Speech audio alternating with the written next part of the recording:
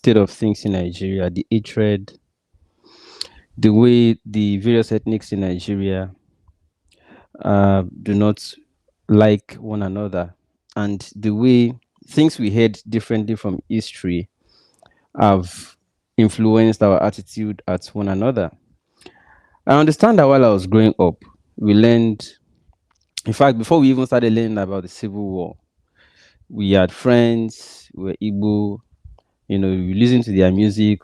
I remember, vibing to the songs of uh, Osadebe, so many songs like that. I particularly love Onyeka Wenu. Many musicians, I don't even know their name. Many musicians, I don't know their name, but I love the music. I love the sound. I love the culture. I love the food. Even till I grew up, till I grew up. If I'm not at home, like cook at home, or somebody cooked at home and we ate together. If I go out to eat and I want to eat in a public place like a restaurant or a canteen, I like, if I'm eating outside though, to eat the Igbo food.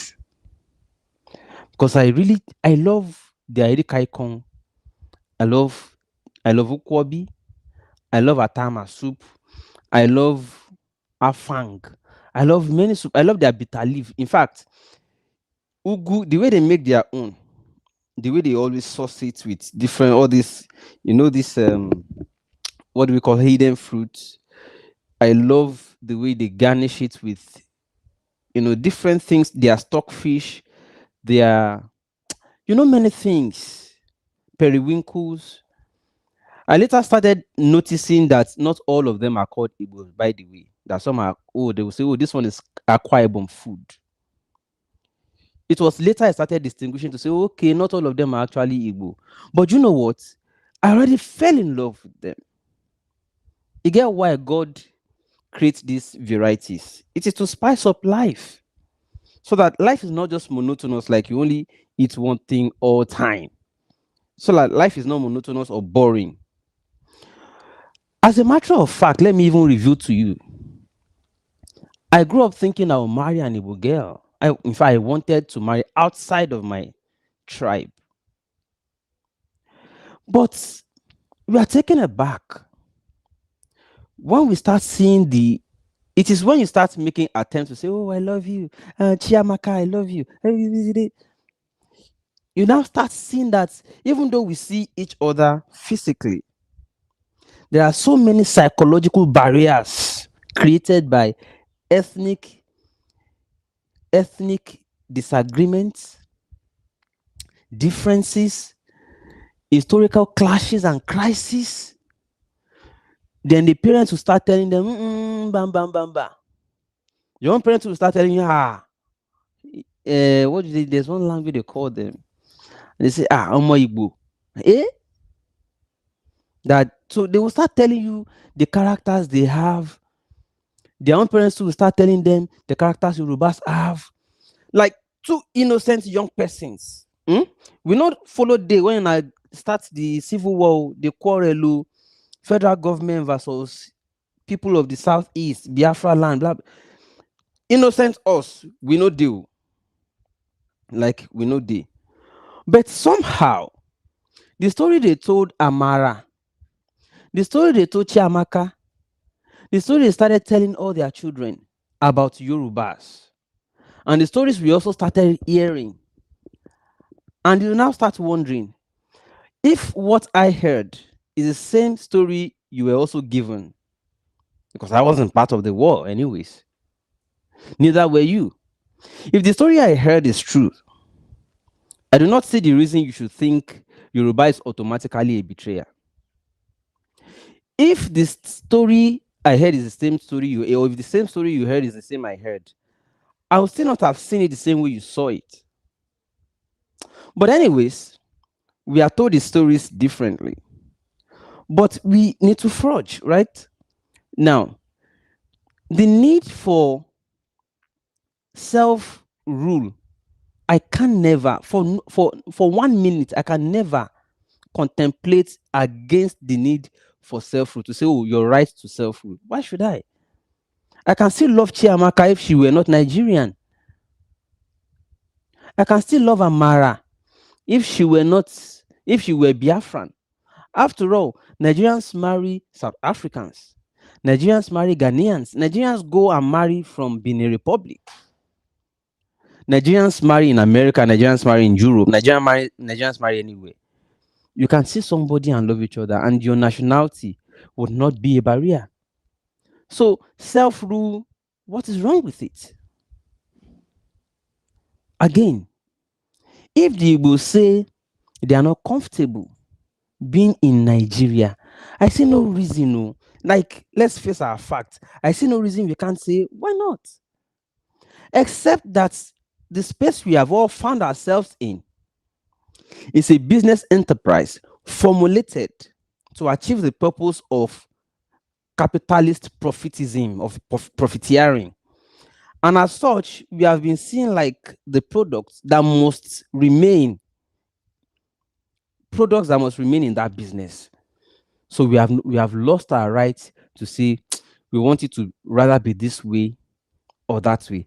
And that in itself is burdening. Let me put that aside. Let's come to the agitations now. Biafra, Odudua, if you like, Harewa. The fact remains that even as Nigerians that we are called, the Nigerians that we are called, we don't feel it. Like, we don't know. Yes, we carry the passport because that is what is imposed on us to carry. So as identity, like, it's just like you are given a badge. We are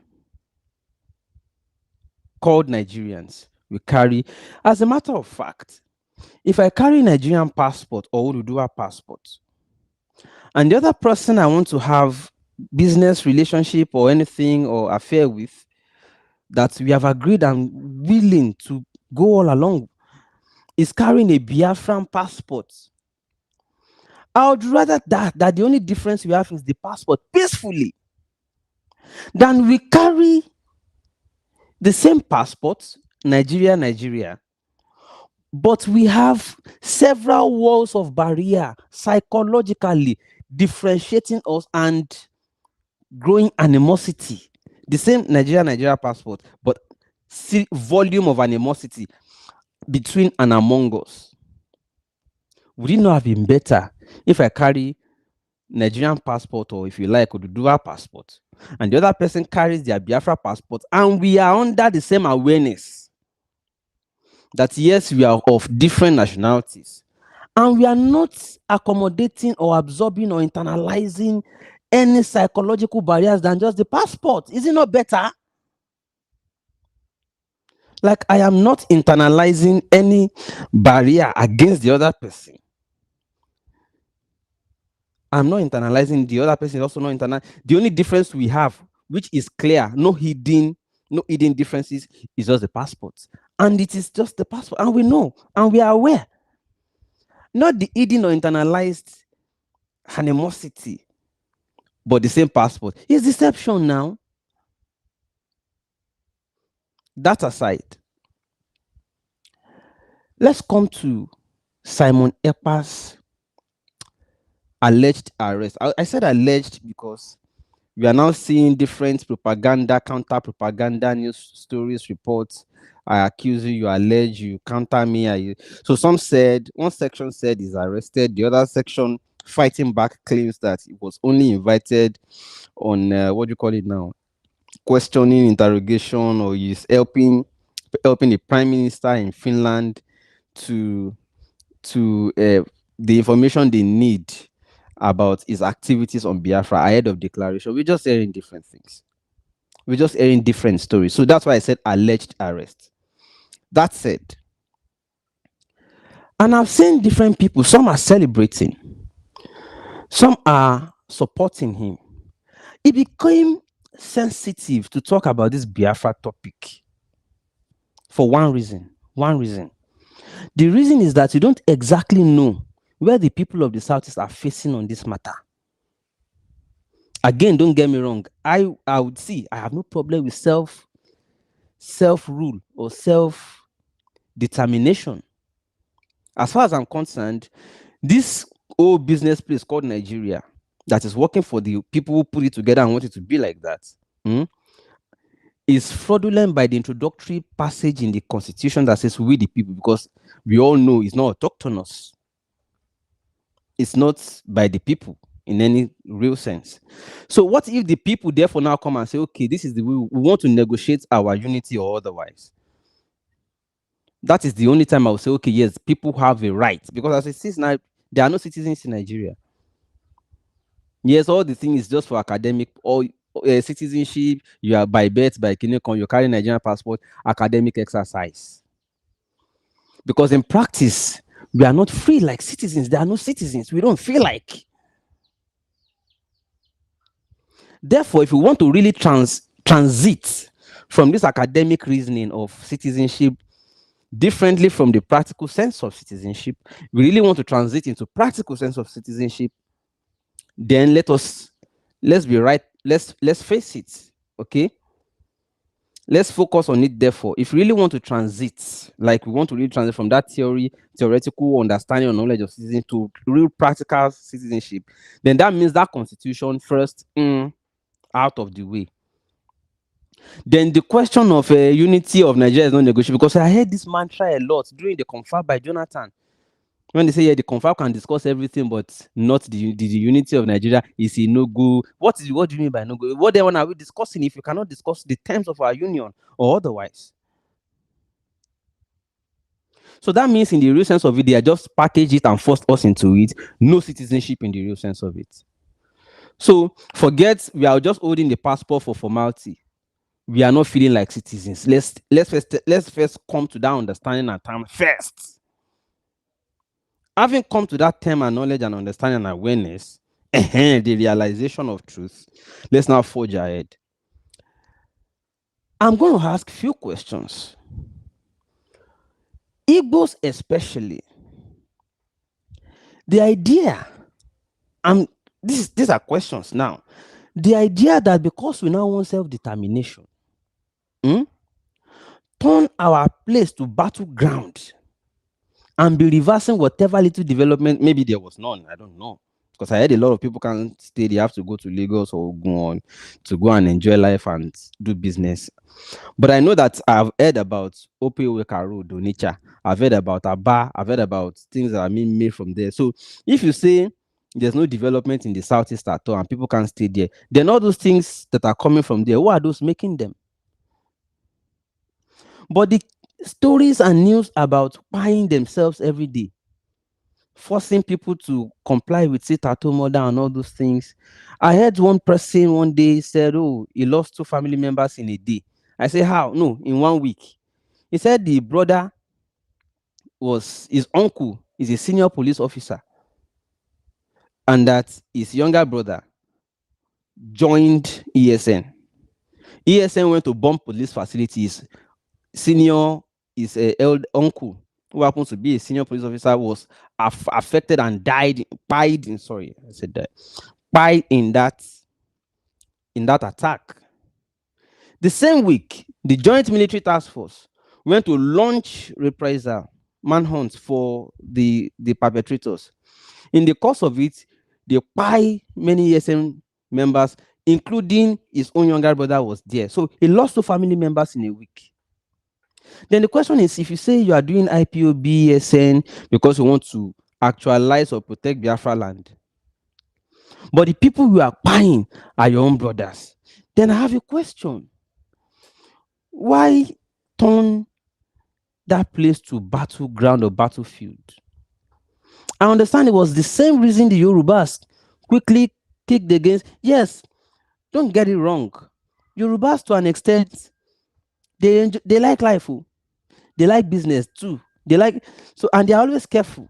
Yorubas that I know, they are not extreme with things. They always caution people, wait, if we do it like this, will it not cause this? Will it not cause that? It's not as if Yorubas hate war. It's that they understand the spoils of war.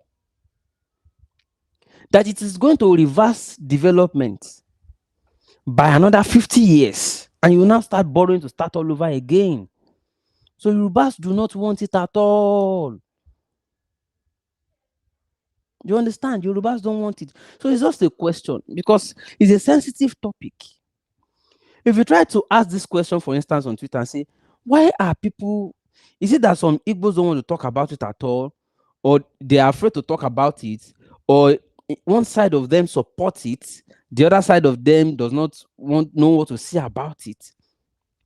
Because if you go on Twitter, you see brazenly they are discussing how they are buying people and they are happy saying, yeah, all hail Bia. And I'm like, who am I to talk about it? Excuse me. The people I think are affected are applauding it. It's just that I'm just looking at it from a distance. So my view from a distance may not capture the thing they are doing. Because I don't see the joy in it though, but they are deriving the joy. Or maybe they are just pretending to. I don't like, I'm just asking a question. Why turn your own place to battleground? Buying your own people, and reversing development, affecting economies. It's just a question. Now, there's a debate about Simon Ekpa facing the risk of extradition. Excuse me. And I ask, if Simon Ekpa being a citizen, as we heard, of Finland, that, Finland cannot hand him over the way Kenya did to Nigeria. No, Finland cannot do that. Finland is more. Let's be careful. No country wants to, if after their investigation, if they determine from, maybe they review the tweets, they review the things they do, they ask him questions, and they see that maybe, as they say, inciting terrorism and people to be buying themselves, like is a major, enabler, sponsor, promoter of, terror. If they decide so, Finland will also want to be careful with diplomatic ties. As to, because of one individual, we want to be seen by the world as harboring, protecting or accommodating, you understand. I don't want to use the word terrorism, understand. They will want to be careful. That's one. Number two, I also learned that if somebody is found guilty of such offense, they may strip him of that citizenship. Now, I am not, therefore, I'm just saying, I'm reading out things I've also read here and there. My only concern here is that even Nigeria, that they want to extradite him to, Nigeria itself does not obey rule of law. Look at the times I've said, even Nigerian courts said free Nnamdi Kanu, and the Nigerian government just chooses which convenient judgment to obey. It is that reason alone that I would say, if only Nigeria itself were to be a country where rule of law applies, which country will not say, come and go and do your investigation? Because we trust that by the time you finish your investigation, if he's innocent, of course, if I believe that you will let him free, or you will release him upon confirming his innocence, why will I not release a suspect to you? I will, freely, voluntarily, willingly, without any hesitation, I will. But the records that Nigeria itself is a violator of rules, fundamental, why would anybody release such person to you? Because it will look like sheer victimization, nothing more. But the question I have, and I know that a lot of Igbos always shy away from this, only few who want to abuse you will come and talk about the topic. I need the Igbos who can put things, not insult, who can put things in perspective to answer the question. What's your own opinion? Let's even hear from the Igbos. What's your thoughts? What are your thoughts about this agitation and the approach? Your thoughts. If you say, "Oh yes, the approach is the best, and I think it should be done like this," why not express it in a manner that everybody not that you go and provoke people with your comments, and when they now talk to you, now start calling them bigot and all that. I mean, the word bigot has suffered in in our dictionary lately.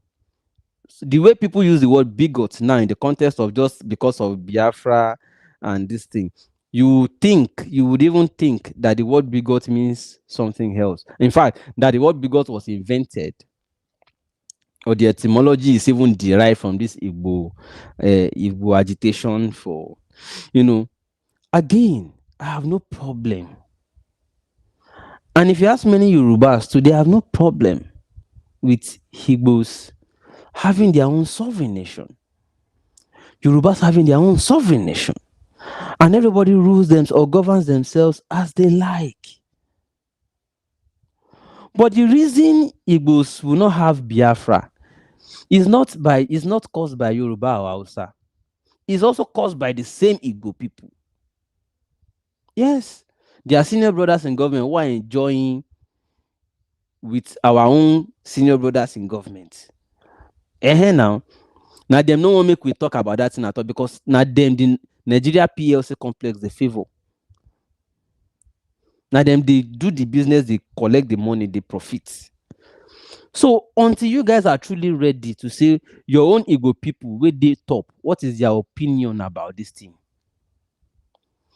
Not be said an average Igbo man go just look average Yoruba man on the streets. We know nothing about this whole thing. Can't they beef am, they hate am for no reason. You go on the street sometimes, you want to buy something, you say, you now ask, why is it this expensive? They say, no, be your brother, did there. I don't know. It's a concern me, concern Tinubu. The way they blackmail you, gaslight you, they make it look as if you even knew anything about whatever happened. So they will provoke you so much that they will provoke you to say something. When you now say that, why are you like this? They call you bigots. So I'm not looking for the agent provocateurs, or what you call them, the people who are just trolling online and abusing everybody, insulting people up and down. I want the real people. We are the real Igbos who can put things in proper part, make it make meaning first. Why turn your own home to battlefield? No, why? You turn it to the battle. So small time, I saw the other day, Kanayo was in the vehicle complaining about the heavy presence of military. If somewhere is volatile, it is normal to respond with high military presence now.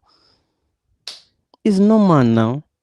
Or maybe I'm just the one thinking that way. If you know that somewhere is always volatile, every time you hear clash here, clash there, clash, would you not put security operatives there more than other places that are relatively peaceful?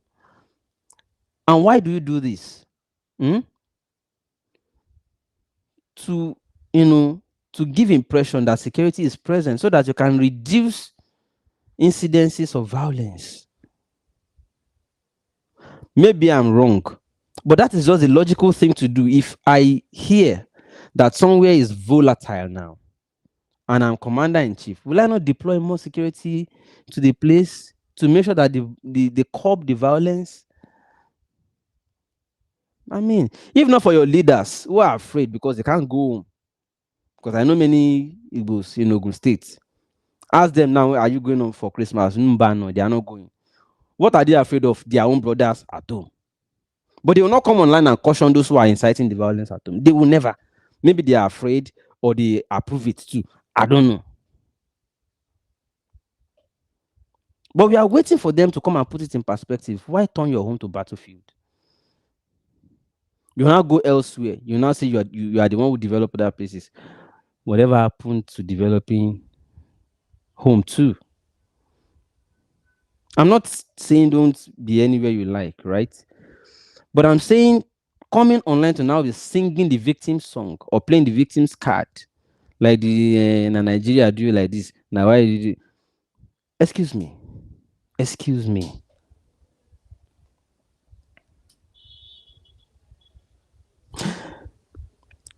Few comments, please, and I'll continue. IPOB of DS Imapa, Barrister Ifeanyi, and so many of them are people with the Nigerian military. Hmm. Can you expatiate because I don't really understand that, Mr. Frank? And don't you forget how the insecurity and the seat at home starts in the southeast. It was the key rendition of Nnamdi Kanu to Nigeria. Oh yeah, and I that reminds me, I read some comments that they should now release Nnamdi Kanu and take Ekpa. I don't know if this is also coming from the people of the southeast or some monikers on social media just using that to, you see a lot of people on social media, you don't know who is real anymore, you don't know who is just a moniker or who is just a bot created for that purpose, you know. But why are our Igbo brothers, why are they always angry with the average innocent person simply because they belong to the other tribe? That's another question. Why are you just angry at Yorubas? You just see me like this, innocent me, I sit down, JJ, I come do business. You just see me say I be Yoruba, you don't get problem. My Shali Gidini, you say, come on, call price for him. Now your brother be president. I don't know. I don't know. Why the hatred on the innocent? And you are Christian, so yeah. Religious people, especially whether you are Yoruba or Igbo, especially religious people. Now religious people now then wicked pass for this country. The moment somebody says he's a pastor or imam, just enter, come up for humanity mode first, enter strict business formality mode straight, and switch and focus on negotiate as business and just leave. They are now then wicked pass. So I prefer to talk to you human to human. Leave your religion out of it, leave your faith out of it. Let's just talk human. If humanity exists on the shared principle of humanity, natural humanity and love, we will not even need religion to live life righteously. Fact. If we live on pure humanity, principles of normal natural love for human to human, we just you love your neighbor naturally. Like, oh, you see something that can hurt him, you say no, no, no, no. Yeah. We share love naturally. We will not need religion to be righteous. We will never need religion to be righteous. So, my brothers and sisters, I dropped the question here. Simon Ekpa, to be extradited or not to be? Please, I want answers in the comment. Simon Ekpa, to be extradited or not extradited? And what are your reasons? Because I know a lot of people don't want, but I know a lot of people want, but they can't comment. Whether for fear or whatever. I've not really been seeing people talk about it.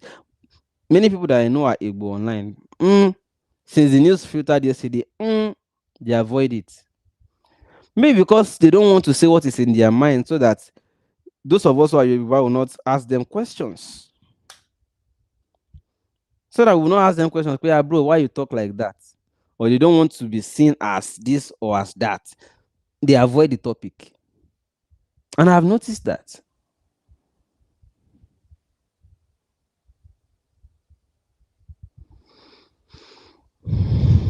You love that guy mad. Nigeria needs some crazy revolutionists like Nnamdi Kanu, Ekpa, and Mandela. Okay. Did Mandela do armed struggle against his people or the states? Did Mandela do armed struggle?